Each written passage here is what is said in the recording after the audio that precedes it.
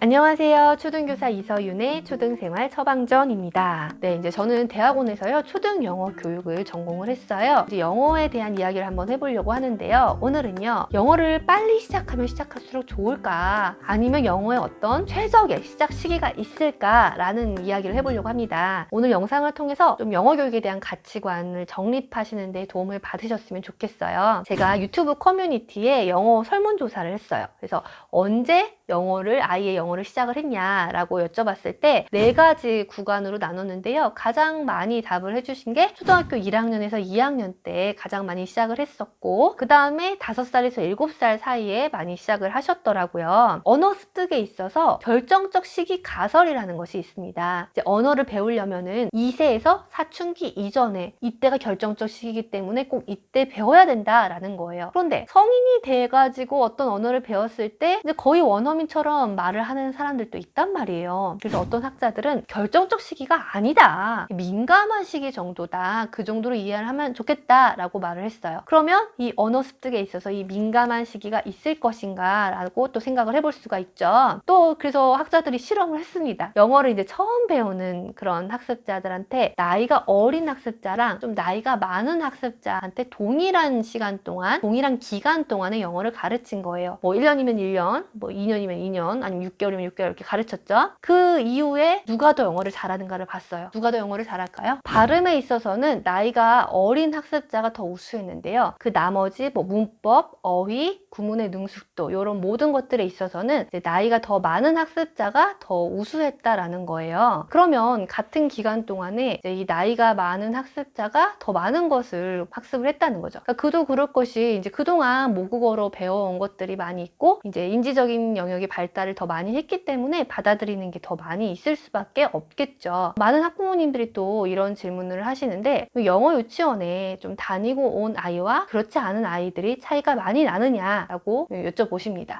초등학교 3학년 때 학교에서 영어를 시작을 하잖아요. 그럼 막 시작을 할 때는 영어 유치원에 다니고 온 친구들이 더 잘해요. 영어 유치원 같은 경우에는 말이 영어 유치원이지 유아 영어 학원이잖아요. 그래서 굉장히 많이 거의 주입식으로 영어를 가르치고, 그러다 보니까 아웃풋이 나올 수밖에 없어요. 그런데 이제 이게 영어를 습득할 수 있는 환경은 만들어주기 힘들다라는 겁니다. 이제 영어에 있어서, 어떤 언어 교육에 있어서 습득과 학습이라는 말이 있습니다. 습득은 모국어를 습득을 하는 거고요. 학습은 외국어를 학습을 하는 거예요. 그럼 이 습득을 하려면 어떤 것들이 있어야 되느냐? 2가지가 있어야 돼요. 정말 충분한 노출이 있어야 되고요. 그 다음 실제적인 환경에서 사용할 수 있는 기회, 상호작용이 있어야 됩니다. 그러면 이 영어 유치원에서 정말 충분한 양이 노출이 되느냐? 물론 정말 많이 노출은 돼요. 근데 우리가 모국어를 습득을 할 때를 생각을 해보시면은 아이가 말을 터지기 전까지 엄마도 아빠도 옆에서 말을 정말 많이 해주고 주변이 다 우리나라 모국어로 들리잖아요. 그런 양과 비교를 했을 때는 습득을 할 수 있는 충분한 노출량이 아니라는 거고요. 또 교실에서 사용을 하는 그런 상호작용과 실제 환경에서 사용을 하는 상호작용과는 다르기 때문에 이 영어 유치원은 습득을 할 수 있는 환경은 아니다라는 겁니다. 그러면 실제로 외국어를 습득을 하려면 어떻게 해야 되느냐? 외국에 나가서 살 수밖에 없다라는 거예요. 이렇게 영어 유치원이 습득을 하는 건 아니고 좀 학습을 하는 거기 때문에 아이가 학교에 오고 이제 영어 공부를 다른 아이들이 시작을 했다고 하면은 이제 영어 유치원에서 조금 일찍 배웠던 것을 금방 많이 따라잡더라고요. 그래서 영어 유치원에서 공부하는 양은 실제로 인지적인 영역이 어느 정도 발달을 하고 공부를 하면은 금세 따라잡는 양이고요. 영어 유치원을 졸업하고 나서 이제 학교에 입학한 후에 영어 유치원에서 노출됐던 그 양만큼을 계속해서 유지하기가 힘들어서 또 많이 잊어버리는 친구들도 많이 있습니다.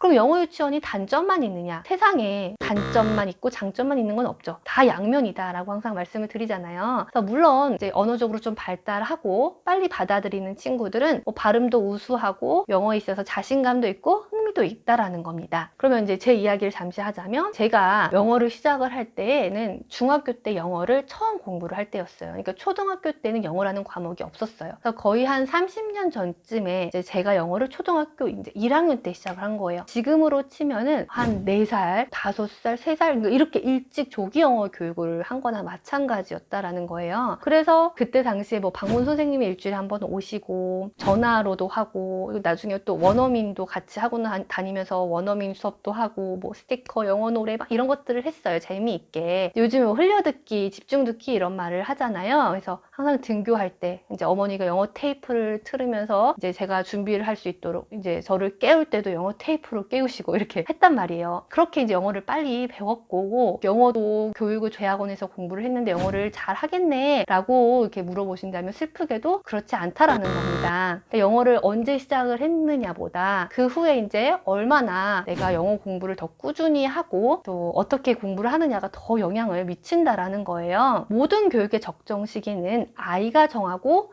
부모님의 가치관이 영향을 미친다라는 겁니다. 그래서 어떤 아이는 언어적으로 좀 발달해서 감각이 있어서 좀 노출을 해줬는데 되게 흥미있게 받아들이고 좀 빨리 배워갈 수 있어요. 근데 어떤 아이는 영어에 딱 노출이 됐는데 너무 싫어하고 지루해하고 스트레스 받아하고 오히려 모국어 발달에 저해가 될 수도 있다라는 거예요. 그러면 아이의 수준에 맞춰서 가셔야 돼요. 또 어떤 부모님은 모국어랑 외국어랑 조금 동시에 병행하듯이 습득하는 환경을 만들어주고 라고 생각을 하실 수도 있고요. 어떤 부모님은 모국어를 배운 이후에 이제 조금 인지 체계가 발달된 이후에 외국어를 학습을 시키겠다라고 생각을 하실 수도 있어요. 근데 이것도 역시 우리 아이가 어떻게 좀 언어 감각이 있느냐, 부모님이 어떤 가치관을 갖고 있냐에 따라서 달라진다라는 거죠. 그래서 이제 우리 아이가 조금 유아 시기에 영어를 접하게 해주고 싶다라고 하시면 영어의 시작 시기가 엄청나게 영향을 크게 미치는 것이 아니기 때문에, 완전히 외국에서 나가서 살지 않는 이상 이제 습득을 하는 것은 아니기 때문에 굳이 막 비싼 돈을 들여가지고 뭐 영어 공부를 시킨다거나 교재나 영상을 살 필요는 없다라는 거예요. 그래서 부모님이 부담을 가지지 않는 선에서, 아이가 부담을 느끼지 않는 선에서 좀 쉬운 영어 그림책이나 영어 노래 같은 것을 조금 노출을 시켜줘요. 아이가 흥미를 보인다 그러면은 계속해서 해보면 되고요. 아이가 너무 싫어하는 것 같다 그러면 기다리세요. 그리고 한 몇 개월 후에 다시 한번 그 자료를 노출시켜봐요. 그랬는데 또 아이가 흥미를 보일 수도 있고 아닐 수도 있습니다. 그러면 또 기다리는 거예요. 그래서 아이가 흥미를 보일 때 속도를 내고 지루해하고 힘들어하면은 조금 기다리고 속도를 늦추시는 거죠. 그러다가 이제 가성비를 생각을 하면요, 사실 8세에서 10세 사이에 시작을 하는 것이 가장 가성비는 좋습니다. 이제 가성비를 생각을 하시면서는 초등학교 3학년 때 학교에서는 시작을 하니까 한 1학년에서 2학년 사이 중에 적절한 시기로 들어가 보시면 될 것 같고요. 조금 일찍 접하게 해주고 싶다라고 하면은 놀이식으로 아이한테 맞춰가지고 그 시기를 정해서 들어가 보시면 좋겠다라는 거고요. 또 물론 모국어의 발달만큼 외국어가 따라오는 거기 때문에 아이가 영어에 흥미를 보이지 않다 하더라도 이 모국어의 책 읽기는 계속해서 하셔야 되고요. 이 모국어가 어느 정도 제대로 발달되어 있으면 영어 공부는